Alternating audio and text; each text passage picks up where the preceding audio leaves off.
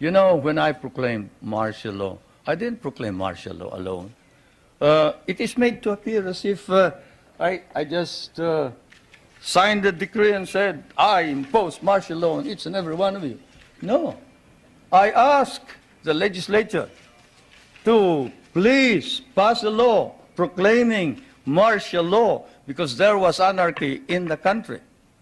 Now, let me say this. The opposition was strong, and they were members of the Security Council, and somehow they adopted a resolution which required that there be a unanimous vote for the armed forces to be able to move. And therefore, the armed forces was immobilized. At the same time, I asked the opposition party to come and join me in a coalition government. I offered one half of the cabinet. And of course, they laughed at me and said, why should we join you? We're going to take over the government. By the time you are through with the exercise, you're dead, politically and otherwise. So, and they refused to join me. I asked the advice of the judiciary. I asked the Supreme Court justices, the Court of Appeals justices, and the members of the private sector. And all of them told me there's only one man who can proclaim martial law, and that is the president. And you are it. You are the only one who can proclaim martial law. This is why I must carry this particular mark in our history. I could not have transferred it to the legislature. Why? Because the legislature did not have the power. What does the Constitution provide? The President shall be the Commander-in-Chief of the Armed Forces of the Philippines, and he may order the armed forces out to quell any disorder, riot, rebellion, invasion, insurrection, and in case of invasion, insurrection, rebellion, or imminent danger thereof, when the public safety requires it, he may suspend the privilege of the writ of habeas corpus or proclaim martial law throughout the Philippines or any part thereof. What does that provision provide? It provides that only the President can proclaim martial law. I repeat, that is why I had to assume responsibility. And I am not one for shirking duty. The people said there was necessity for proclaiming martial law. And the people said, you are the only official who can proclaim martial law. So I proclaimed martial law. And I sincerely believed that it was necessary to proclaim martial law to install order and stability because there was complete anarchy throughout the country at the time. Now, therefore, at that particular period, what was the status of our government? Our government was immobilized, impotent. The armed forces could not move out. The industry was not at all in any way moving. There was no income coming into government. Everybody was running away. They burned the U.S. Partly burned the U.S. Embassy, tried to burn it anyway. They tried to kidnap the American ambassador. American ambassador was Ambassador Byroad.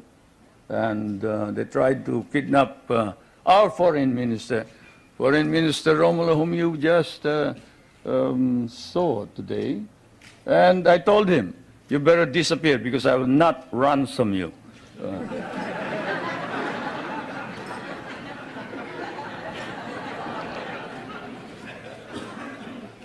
But whatever it is, they burned the Manila International Airport, they bombed the Supreme Court, they bombed the Constitutional Convention, they bombed the City Hall, they burned part of Malacanang Palace, they attempted to kidnap my children, they attempted to kill the President 8 times.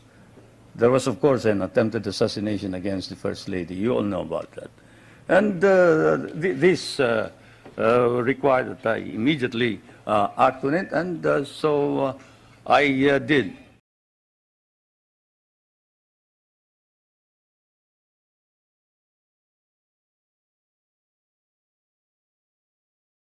You very well know that we have a law in the Philippines that says no president may stay in the presidency for more than 8 consecutive years.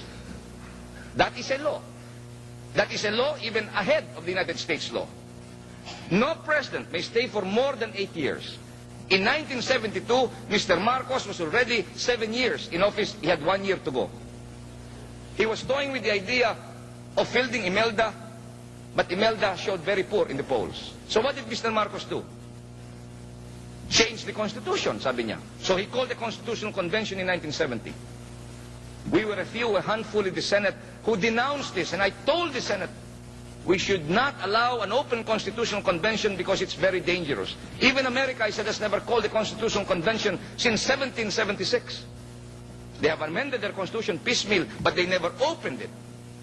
But we lost, and a Constitutional Convention was called. People were elected. And very quietly, Mr. Marcos started maneuvering to change our form of government from an American-type presidential system to a British-type parliamentary, so that he can be elected as a deputy from Ilocos, become prime minister, and then stay on forever. That was the plan.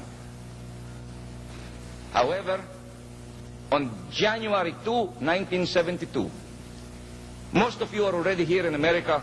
Some of you maybe were too young to remember. But on January 1972, almost 9 years ago today, an old man, a retired ambassador from Leyte, his name is Eduardo Quintero, who is now in San Francisco, stood up on the floor of the Constitutional Convention and shocked the entire Filipino people with the expose that Malacanang has been giving envelopes to members of the Constitutional Convention, buying their votes so that they will vote for a parliamentary form of government to allow Mr. Marcos to extend his term beyond the 8 years. The nation was shocked. Immediately, the NBI swooped down into the house of Quintero, and then they opened up an aparador, walang susi, and they said 500,000 pesos in cash were found in the aparador of Quintero. The implication was the opposition gave him 500,000 to make his expose. But if there were 500,000, bakit walang susi yun? Hindi naman 50 pesos lang yun. To cut a long story short, a delegate from Cebu, his name is Napoleon Ram, stood up on the convention floor and said, "Wag na tayo magtalo. Let us not discuss who received or who did not receive. I am now filing a resolution that will provide, if we approve this constitutional convention, this constitutional amendment, this new constitution, no incumbent president or his spouse may seek office." Out sa kulumbo si Mr. Marcos. Eh sa takot ng mga delegado, because they will be accused if they voted no, that they received the envelope, everybody voted yes. Nalagot si Mr. Marcos. This Rama resolution was overwhelmingly passed. Mr. Marcos and Imelda Marcos are out of the running. So what will Mr. Marcos do? Hindi na pwede sa 1935 Constitution. Hindi na po pwede dito sa bagong Constitution. The only reason left, or the only excuse and the only option left for Mr. Marcos is to declare martial law. And so what happened? The students demonstrated in the streets. Sabi ng agent ni Marcos, sige pa, dagdagan pa nyo. More demonstration in the street. Sige pa. Finally, bombings started in Manila. And did you know, my friends, the Manila police captured one of the bombers. And one of these bombers in Manila was identified as a sergeant of the firearms and explosive section of the Philippine Constabulary. The following day, this man was snatched from the Manila police, and we never heard from him again.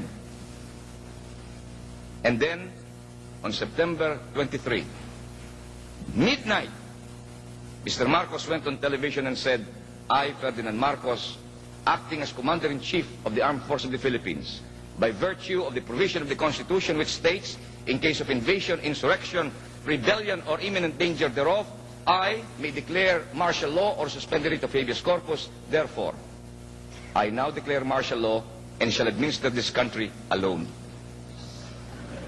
On that day, democracy died.